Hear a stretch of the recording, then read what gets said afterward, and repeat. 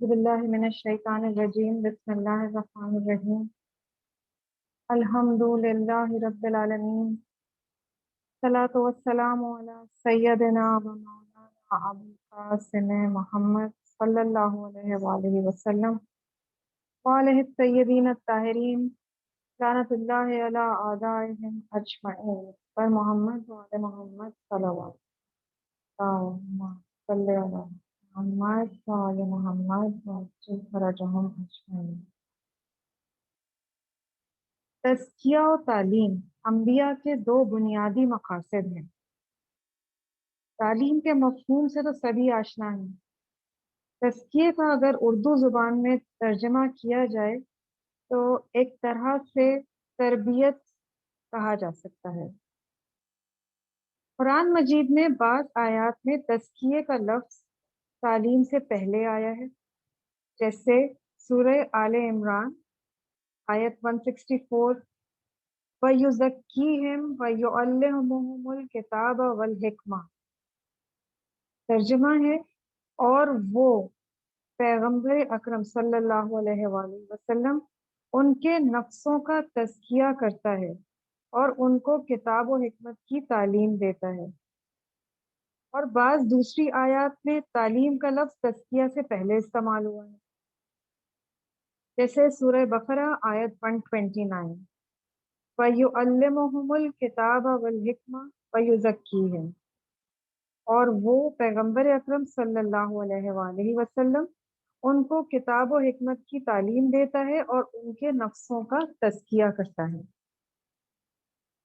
وہ علوم جن کا تعلق صرف انسان کی دنیاوی زندگی کے ساتھ ہے، ان کے نہ جاننے سے انسان کی ابدی سعادت کو کوئی خطرہ لاحق نہیں ہوتا، لیکن دین کے وہ معارف اور ان سے بے خبری جو کہ اصلی اور بنیادی حیثیت رکھتے ہیں، انسان کی ابدی سعادت سے محرومیت کا سبب بنتے ہیں۔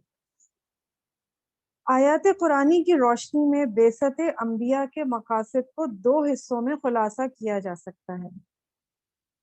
نمبر 1 دینی معارف کی تعلیم، اور نمبر 2 انسان کی اصلاح اور تربیت۔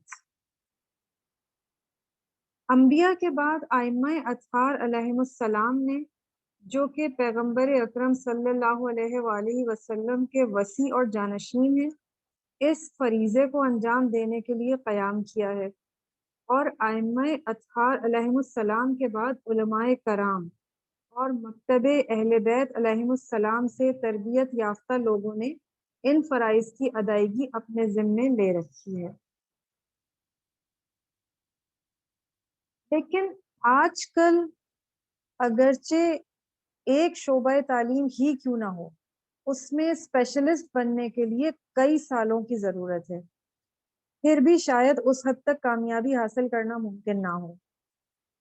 اس کے علاوہ دینی علوم کا بھی یہی سلسلہ ہے۔ آج کل دینی علوم بھی کئی شاخوں میں تقسیم ہو چکے ہیں اور اس حد تک وسعت پیدا کر لی ہے کہ ان میں سے کسی ایک علمی شعبے میں اسپیشلسٹ بننے کے لیے کئی سال درکار ہیں۔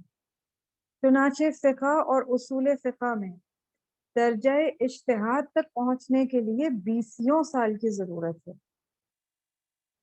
آج کل کا انسان روحانی اور معنوی بحران کی وجہ سے رنج و الم میں مبتلا ہے، لہٰذا یہ بات کہی جا سکتی ہے کہ انسان کو تعلیم کی نسبت تزکیہ اور پرورش کی زیادہ ضرورت ہے۔ سورہ جمعہ آیت نمبر 2، وہ وہی ہے جس نے ان پڑھ لوگوں کے درمیان انہی میں سے رسول کو مبعوث فرمایا تاکہ ان پر ان کی آیات کو تلاوت کرے اور ان کا تزکیہ کرے اور ان کو کتاب و حکمت کی تعلیم دے۔ اس کے علاوہ بہار الانوار والیوم 2 چیپٹر 8 میں کچھ اس طرح ذکر آیا ہے کہ اللہ تعالیٰ میرے جانشینوں پر رحمت فرمائے۔ عرض کیا گیا یا رسول اللہ صلی اللہ علیہ وآلہ وسلم، آپ کے جانشین کون لوگ ہیں؟ حضرت صلی اللہ علیہ وآلہ وسلم نے فرمایا، وہ لوگ جو میری سنتوں کو زندہ کرتے ہیں اور بندگان خدا کو ان کی تعلیم دیتے ہیں۔ یہاں پر مجتہدین اور مراجع ان کی کچھ اہمیت کو واضح کرنے کی کوشش کی گئی ہے۔ پر محمد وآل محمد صلوات، اللہم صلی علی محمد وآل محمد وعجل فرجہم اجمعین۔ تزکیے کا مطلب و مفہوم۔ چونکہ مقصد تزکیہ نفس ہے، لہٰذا ضروری ہے کہ پہلے تزکیہ کی تعریف کو سمجھیں۔ تزکیہ عربی زبان کی اصطلاح اور اردو زبان میں کوئی ایک ایسا لفظ نہیں ہے کہ جو اس کا بدل قرار پائے اور اس کے معنی کو سمجھائے۔ اردو میں اس کا صحیح معنی حاصل کرنے کے لیے کئی الفاظ کا سہارا لینا پڑتا ہے، مثلاً ثمردار صلاحیتیں، ترقی اور عروج و کمال پانا تزکیہ کے معنی میں درج ہے۔ قرآن میں اس کے مقابلے میں لفظ تجزیہ استعمال کیا گیا ہے۔ سورہ شمس آیت نمبر 9 اور 10۔ اور یقیناً وہ کامیاب ہوا جس نے نفس کا تزکیہ کر لیا، اور وہ ناکام ہو گیا جس نے نفس کو بے لگام چھوڑ دیا۔ اس لفظ کا صحیح استعمال درخت کی پرورش کے لیے آیا ہے۔ جیسے ایک گارڈنر ہوتا ہے، باغبان ہوتا ہے، درخت کی دیکھ بھال کر رہا ہوتا ہے، اس کو سنبھالتا ہے، مناسب مقدار میں پانی، مٹی، روشنی یہ مہیا کرتا ہے تاکہ درخت بڑا ہو کر پھل دے سکے۔ تو وہ باغبان اس کے کام میں بھی مثبت پہلو بھی ہے اور منفی پہلو بھی ہے۔ ایک طرف تو درخت کے بڑھنے کے لیے پانی اور کھاد اور روشنی اور حرارت کا مہیا کرنا ضروری ہے، دوسری جانب فالتو شاخوں کا کاٹنا بھی ضروری ہے۔ تو مثبت کاموں کی انجام دہی کے علاوہ زائد چیزوں کا ختم کرنا اور پھر آلودگی کو دور کرنا، یہ چیزیں بھی درخت کی شادابی اور ثمردار بنانے کے لیے کافی حد تک مؤثر اور مفید تر ہیں۔ انسان کے تزکیہ کے لیے بھی ان دو پہلوؤں کا ہونا ضروری ہے، مثبت اقدام کرنا بھی ضروری ہے اور زائد چیزوں کو ختم کرنا بھی ضروری ہے۔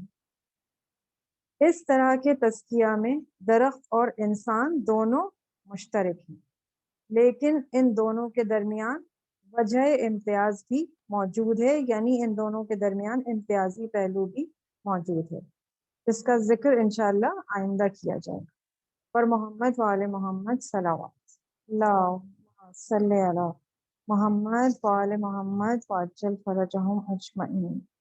دعائے سلامتی امام زمانہ۔ بسم اللہ الرحمن الرحیم۔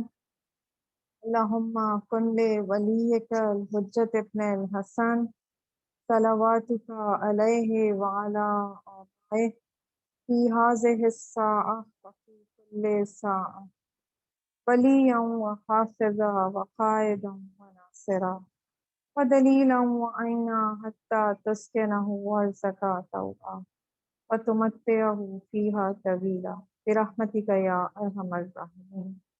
اللہم صلی علی محمد وآل محمد وعجل فرجہم۔